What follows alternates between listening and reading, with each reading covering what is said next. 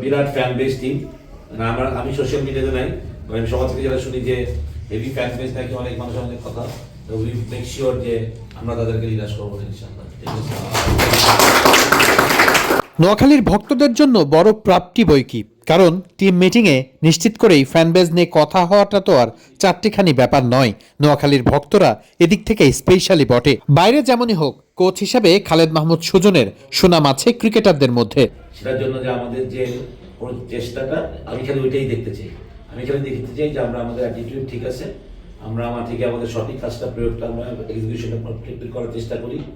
ওইটা হলেই I will be very happy. জিতা হারা is part of the game, থাকবেই, এখানে মাথা ব্যথা করার কিছু নাই। কিন্তু জিতার জন্য যে প্রসেসগুলো দরকার, এই প্রসেসটা যদি আমাদের ঠিক থাকে।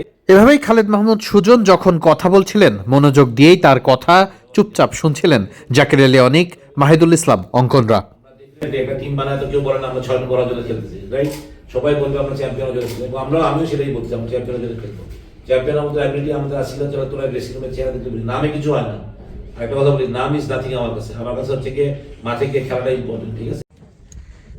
ড্রেসিং রুমে নিজেরা টুকটাক একটুখানি কথা বলে এরপরে বাইরে চলে আসা জার্সি নিয়ে, জার্সি সবাই পরে একটা ফটো সেশন পর্ব। ছবি তোলার এখানেও খালেদ মাহমুদ সুজন কতটা গুরুত্বপূর্ণ সেটি বুঝিয়েছেন।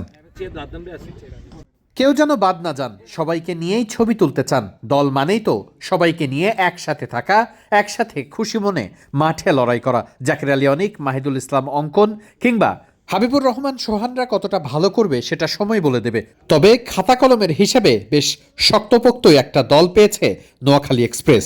এখন মাঠে প্রমাণ করার পালা। আমরা আমাদের বিপিএলটাকে শুরু করতে চাই ডিফারেন্ট ভাবে, যেহেতু আমরা নোয়াখালী টিম ফার্স্ট টাইম খেলতেছি, তো আমরা যাতে মনে না হয় যে ফার্স্ট টাইম, আমাদের তো সবাই এক্সপিরিয়েন্স প্লেয়ার আছে এখানে, আমরা সবাই সেটা দিব এবং আমরা চ্যাম্পিয়নের জন্য ফাইট করবো।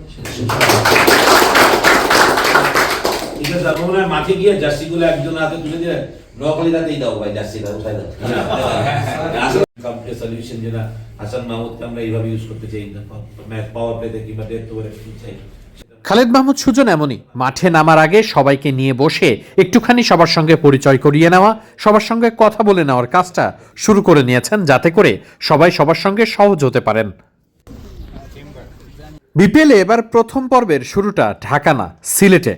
তবে ঢাকা থেকে সিলেটে রওনা হবার আগে ঢাকার মাঠগুলোতে কয়েকদিনের অনুশীলন পর্ব সেরে নিচ্ছে দলগুলো। ইতিমধ্যে রংপুর রাইডার্স, রাজশাহী ওয়ারিয়র্স কয়েকদিনের অনুশীলন শেষ করে একটা প্রস্তুতি ম্যাচও খেলে ফেলেছে। একটু পরে অনুশীলন করলেও নোয়াখালী এক্সপ্রেসও ঢাকায় একটা অনুশীলন সেশন করে নিয়েছে। যাবার আগে আরও একটা অনুশীলন হতে পারে দলটার।